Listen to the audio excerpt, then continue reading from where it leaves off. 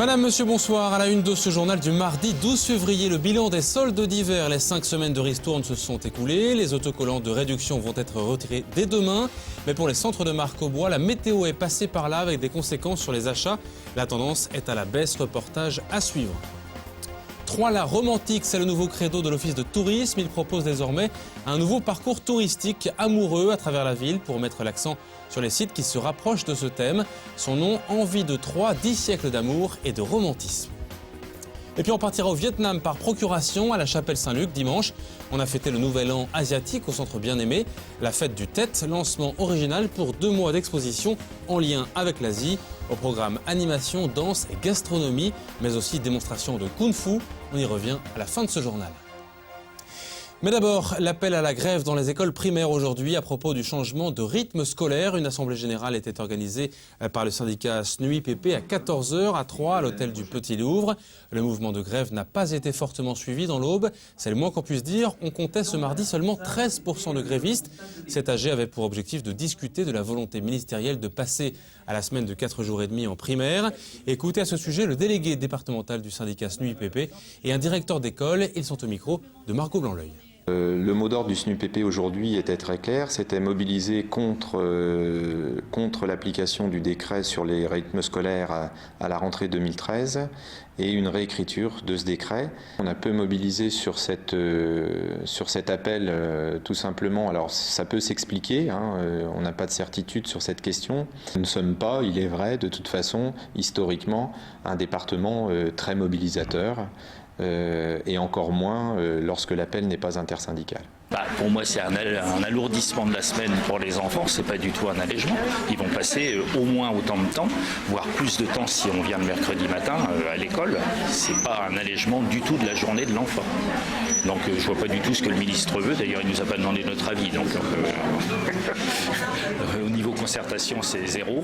Donc c'est comme d'habitude, quoi. Il veut faire sa réforme. Pourquoi il veut la faire, on ne voit pas trop. Et les communes ont jusqu'au 31 mars prochain pour se décider à ce passage à la semaine de 4 jours et demi. Le bilan des soldes d'hiver est à l'image de la météo, cette année plutôt perturbée et maussade. Les 5 semaines de ristourne se sont terminées ce soir, après 5 semaines. Et comme vous pouvez s'y attendre, le cru 2013 ne restera pas dans les annales. Pour Marc Avenue, comme chez MacArthur Glen à Pont-Sainte-Marie, la tendance est à la baisse cette année. Les centres de marque ont dû affronter un hiver plus rigoureux que l'an dernier. Conséquence, moins de monde dans les magasins en attendant des jours meilleurs peut-être. Reportage Cyril Tavernet. Les intempéries du mois de janvier ont eu raison des accros du shopping. Pourtant, selon les directions des centres de marque de Saint-Julien-les-Villas et de Pont-Sainte-Marie, tout avait bien commencé. Mais dès le 15 janvier, la mauvaise météo a refroidi la frénésie des soldes. L'avantage, c'est que là, le froid continue à se maintenir, donc on est en train de rattraper. Donc je pense qu'on a encore un petit peu de marge pour rattraper le retard qu'on peut avoir. Donc voilà, un bilan un peu mitigé compte tenu des conditions climatiques. La période de solde pour nous, c'est toujours une période super importante, donc on n'est pas raté. On a eu les clients au rendez-vous, on a eu aussi la neige et les verglas. Mais bon, les bilans, ça va être pas mal. Le tiroir caisse de ce magasin d'outillage n'est donc pas plein. Par rapport aux chiffres réalisés au précédent solde d'hiver, le bilan est légèrement négatif. En fait, le bilan, il est plutôt bon au final. Après, on a eu pas mal de mauvais temps, donc effectivement, ça a un peu ralenti les ventes et surtout l'arrivée des clients. À quelques mètres, autre boutique. Ici, c'est le royaume de la décoration de maison et le constat est le même. Ces soldes sont tout à fait normales, rien d'extraordinaire. Donc les soldes ont été très bonnes dans l'ensemble, avec un début très prometteur. Puis on a eu du mauvais temps avec la neige, avec le verglas qui a fait qu'on a eu un petit peu moins de fréquentation. On s'est bien rattrapé par la suite et ça nous fait une belle progression au final. Côté client, aujourd'hui, pas de bousculade, les allées des boutiques et autres parkings sont vides. Certains en profitent pour encore trouver la bonne affaire. En espérant qu'il y a des bons articles, que ça soit pas cher, puis voilà, qu'on en puisse profiter. Je suis là pour profiter des dernières soldes. J'ai eu le temps de venir avant, mais étant donné qu'il y avait beaucoup de monde, j'ai attendu le dernier moment pour venir. Il y a moins de monde, on ne fait pas de queue. Et on essaye de trouver la bonne affaire. On est venu parce que comme il n'y a pas grand monde et que c'est le dernier jour, on voulait voir un petit peu s'il restait des affaires intéressantes et on a trouvé 2-3 produits qui nous intéressaient. Cette fin de solde laisse la place à d'autres attractions commerciales. Dans cette boutique, la table est déjà dressée pour la Saint-Valentin. Les clients seront peut-être au rendez-vous si les intempéries ne sont pas de la partie.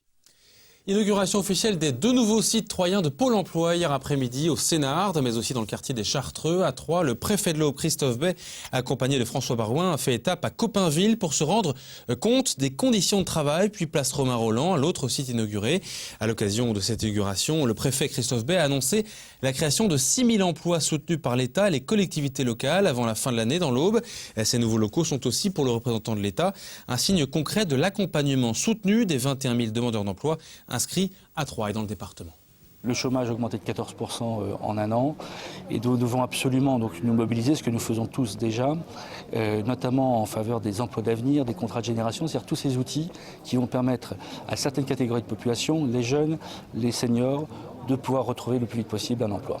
Bien entendu, vu l'implantation des 2 nouveaux centres de Pôle emploi, ils seront au plus près dans un maillage territorial, un maillage de proximité important pour apporter des conseils dans des zones où effectivement on note un taux d'emploi supérieur à la moyenne nationale. Nous avons un très bon maillage territorial dans le département puisque si on prend en compte à la fois les missions locales et les agences de Pôle emploi dans l'ensemble du département, nous avons effectivement un service public de proximité qui est là d'abord pour répondre à nos besoins et aux besoins surtout des personnes demandeuses d'emploi. Et notez que la ville de Troyes a signé hier après-midi à cette occasion 4 emplois d'avenir dans le service propreté cadre de vie. Ces jeunes Troyens sont âgés de 20 à 23 ans. À Troyes, justement, on connaissait la tête et le corps du bouchon de champagne. Voici désormais le cœur qui s'affiche en grand avec une nouvelle offre touristique lancée opportunément pour la Saint-Valentin après-demain jeudi. Elle émane de l'Office de tourisme. Il s'agit d'un nouveau parcours de balade sur le thème du romantisme baptisé Envie de Troyes, 10 siècles d'amour et de romantisme. Il a été présenté ce matin. Damien Ardois a suivi ce parcours de cette nouvelle carte du tendre troyenne. Venise, Florence et Bruges n'ont qu'à bien se tenir. Troyes débarquent sur le marché touristique des villes romantiques. L'opération baptisée Envie de Troyes est plus qu'un coup marketing pour attirer les touristes.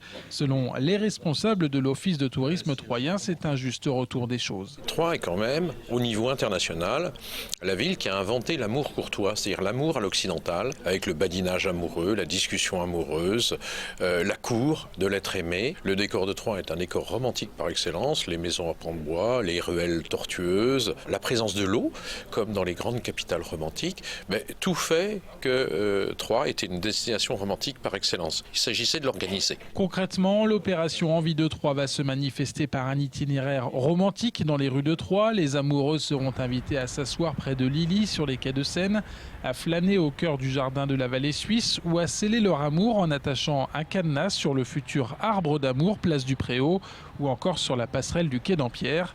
En plus de cette balade à 2, l'Office de tourisme de Troyes met en route d'autres animations pour que l'opération perdure dans le temps. Ça se matérialise par beaucoup d'événements, donc à savoir des visites guidées, aussi bien sur le côté sportif que sur un côté un peu plus bucolique.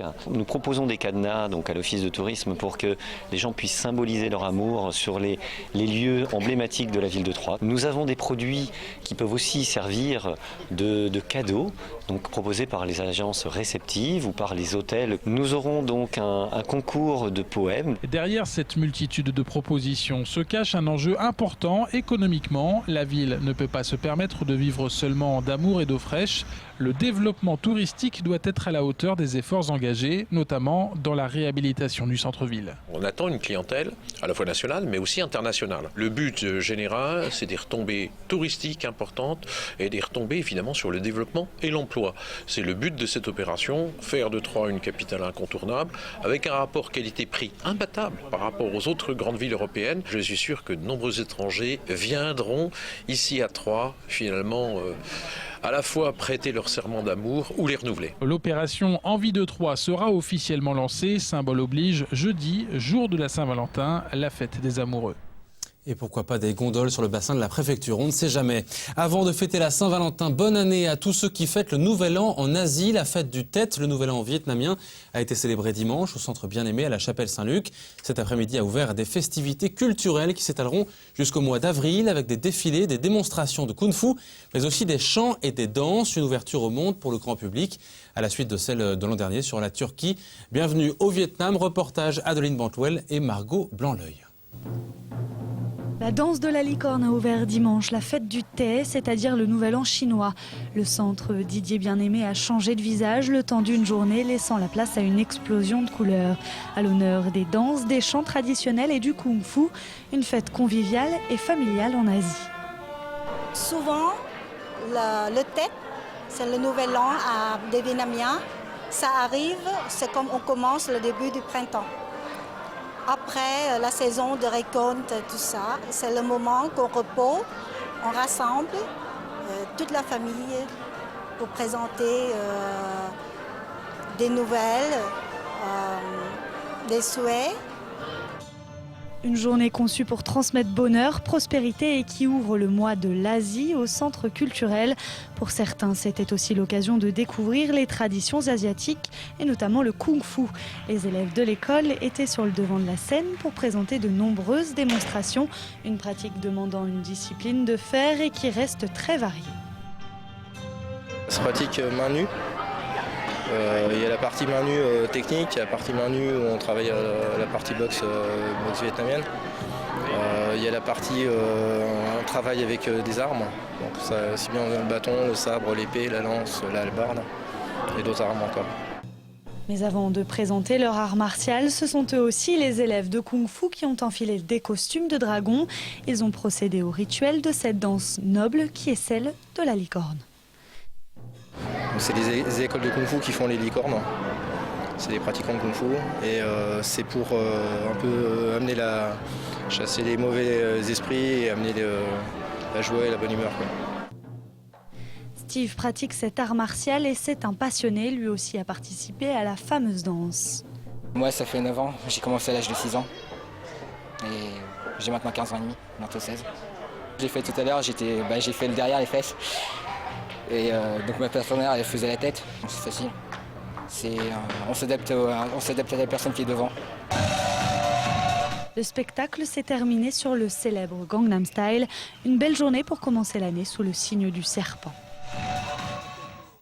À voir au centre Bien-Aimé, la chapelle Saint-Luc, jusqu'à début avril. C'est la fin de ce journal. À suivre la couleur du ciel de cette mi-février avec Cécile Rich. Demain dans le journal, zoom sur une future star, une vache auboise qui se prépare pour le salon de l'agriculture à Paris. Excellente soirée à vous et à demain.